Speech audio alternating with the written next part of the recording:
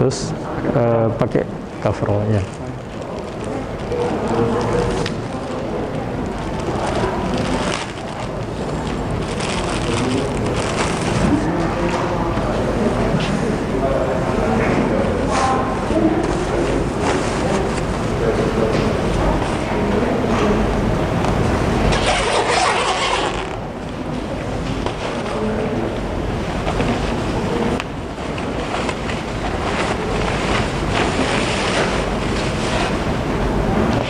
Ya, sementara gitu dulu. Cukup ya? Ini biasanya saya langsung pakai sini. Ya. Oke. Ya. Terus? Kita pakai, biasanya pakai meneruskan. Ya. Kalau enggak Langsung ya. Iya. Gak apa. Meneruskan pakai masker. Hmm. Nah ini maskernya kalau kita pakai 95 kan biasanya saya lapisi sama berarti maskernya Boleh. di luar atau di dalam? Jadi penggunaan masker itu, ya, penggunaan masker N95 sebenarnya Bapak Ibu kalau menggunakan ini saja cukup. Tapi ada yang merasa kurang nyaman. Nah, mau ditaruh di mana? Di luar atau di dalam? Kuncinya adalah setelah panjenengan pakai N95 itu nanti ada namanya fit test ya. Kalau masih ada udara yang keluar dari hidung kita, dari sini ya, itu menunjukkan bahwa penggunaan kita salah. Ya, itu nanti terbukti ketika panjenengan pakai kacamata Google, itu akan mengembun. Itu berarti salah menggunakannya. Nah, kalau saya sih biasanya cuma pakai N95 aja dipakai. Kalau masih baru pegangnya begini, ya. Tapi kalau lepas nanti nggak dipegang ininya. Ya, kalau masih baru pasangnya begini. Kemudian ditarik ke belakang. Boleh dipraktekkan. Ini karena kondisi protokol COVID, jadi kita pakai ini ya. Nanti kalau di lab boleh didobeli.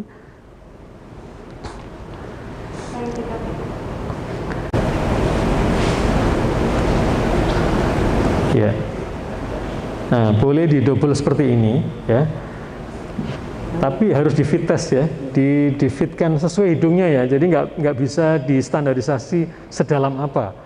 Nanti itu namanya ras juga kan. Bahwa hidungnya saya tinggi ya, ada yang kurang tinggi. Sesuaikan dengan masing-masing. Itu ada logamnya yang jenis ini. Nah itu di-fitkan. Coba bernafas, ya. Nanti bisa dilihat ketika jenengan pakai kacamata. Ya, supaya nggak sakit, biasanya karetnya kita pisah dua. Ada yang di atas, ada yang di bawah. Ya, gitu. Soalnya kalau 8 jam itu telinga jadi kayak kepotong. Ya, sakitnya gitu ya. Oke. Ini pakai kacamatanya. Mestinya ada gasnya untuk uji itu apakah bocor atau tidak. Tapi karena ya kita nggak semuanya punya, ini bisa dibuktikan ya. Nanti ketika bernafas,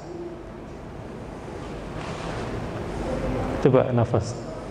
Ya, keluar nggak rasanya? Aman ya? Ada sedikit yang ke atas. Ada sedikit ya, karena tadi keganjal sama surgical mask-nya itu. Biasanya kalau saya cuma N95 aja. Ya. Pakai Google. Kalau mau lebih prepare lagi, itu pakai face shield. Ya, itu sudah cukup. Ya. Di double-double, tapi kalau ini masih keluar tetap nggak aman. Ya, nggak aman. Kalau nggak aman, resikonya ke kita lagi. Ya, kelihatannya sih banyak gitu ya.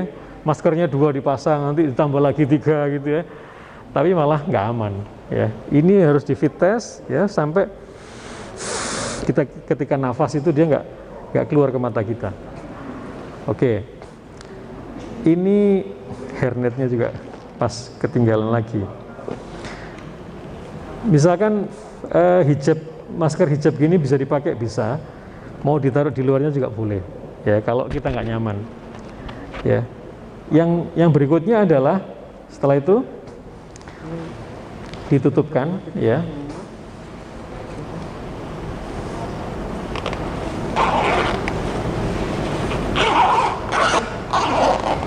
Ya.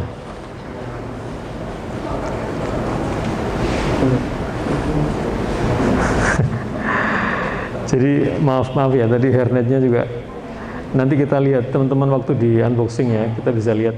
Nah, kalau sudah begini kira-kira cukup nggak? Kira-kira cukup nggak? Harusnya masih pakai celemek luar. Ya, boleh seperti itu ya, pakai celemek lagi. Sebenarnya bahan ini sebenarnya aman. Sorry ya, saya nggak ngomong nggak jualan. Merek ini paling baik sih. Ya, Bapak Ibu tahu harganya bisa 1,5 juta sendiri ini harganya. Ya, jadi ini merek yang paling baik dan disukai karena kalau kerja 8 jam itu ini nggak sampai sumuk. Ya, kalau yang jahit sendiri pakai sponbon itu lumayan sumuknya.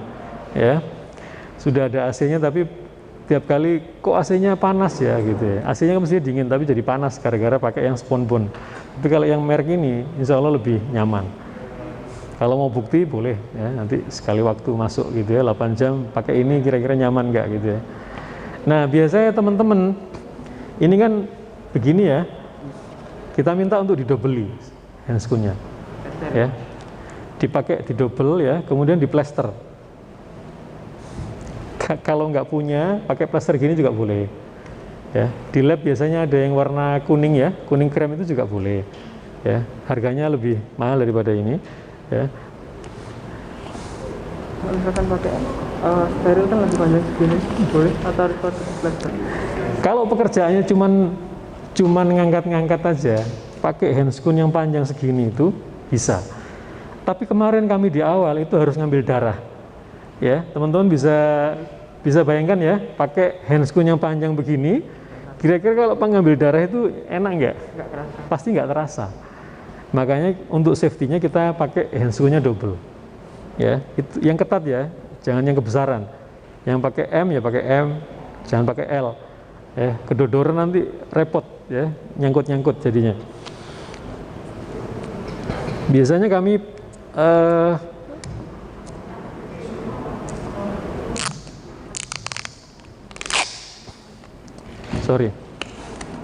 sorry begini, sebentar. Ini biasanya kami plester begini.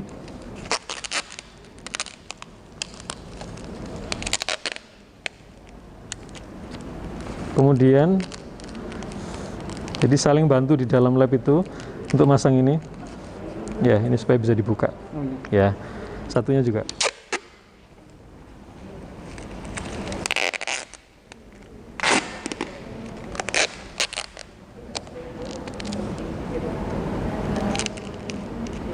Baru pakai lagi.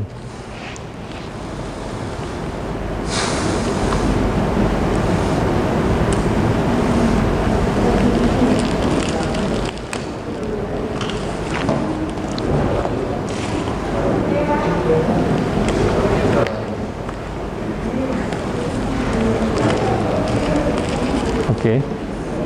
Kemudian kita boleh dilakban lagi. Tapi kalau rapat sebenarnya nggak perlu, nggak apa-apa.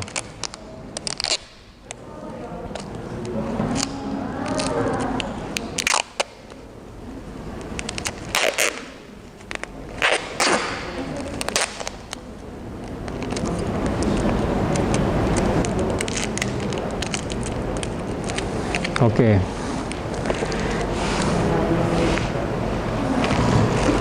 Ada yang ditanyakan sampai di sini? Atau mau review? Ada masukan? Sudah siap belum kira-kira seperti ini? Aman nggak ngambilnya? Kalau jenengan masuk ruang isolasi mungkin boleh pakai cover shoes lagi ya, supaya yang sepatu dari luar, kami sih biasanya pakai sandal lab sendiri, sepatu di luar semua. Tapi kalau misalkan tidak memungkinkan itu ruangannya, bisa pakai cover shoes ya, digunakan cover shoes untuk pemakaian sepatu yang kita bawa ke dalam lab ya. Tapi sebaiknya sih pakai sandal lab sendiri ya, pakai sandal lab atau pakai sepatu boot ya, sepatu boot ya. Itu pun juga harus didisinfeksi ya, masuk keluar tetap harus didisinfeksi, ditempatkan di tempat yang khusus gitu ya. Oke, kalau sudah begini kira-kira sudah siap ngambil ya. Aman nggak Bapak Ibu? Apa? Ya ini karena tadi maskernya itu double. Jadi malah jadi nahan dia untuk plek di hidungnya. Kalau enggak begitu, biasanya langsung fit gitu di hidungnya. Kalau penjenengan masih merasa nggak nyaman, pakai face shield. Ya, face shieldnya merek apa aja silakan dipakai. Ya, mau merek terkenal atau mau buat sendiri enggak apa-apa. Ya, nanti sebelum dan setelah dipakai didesinfeksi. Ya, semua perlengkapan ini dibuang kecuali kacamata Google. Ya, sama face shieldnya. Kecuali kalau anggarannya banyak, mau sekali buang ya nggak apa-apa.